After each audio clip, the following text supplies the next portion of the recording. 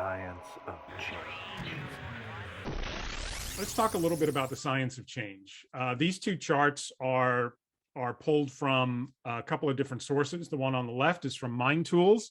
The one on the right is actually from the University of Alberta.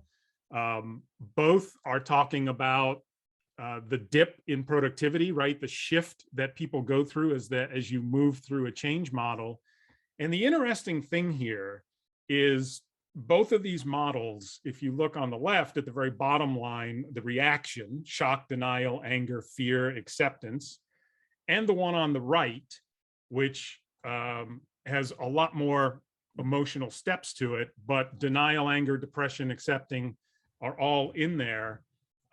These two charts point out a very interesting thing. One is that change is hugely emotional, right?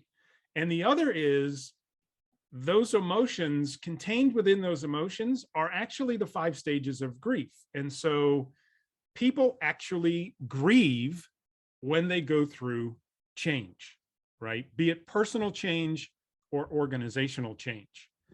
And so, most of the time, people don't associate grief with the work environment, right? The first thing people think of when they hear the word grief is the loss of a loved one. But the reality is that any emotionally traumatic event, right? So grief is the emotional and sometimes physical response to a perceived irreversible life-changing event. And the list, so any traumatic event that's large enough to change a person's sense of reality, including their work life, will cause them to enter that emotional roller coaster that you saw on those last two charts, and that many would call the stages of grief.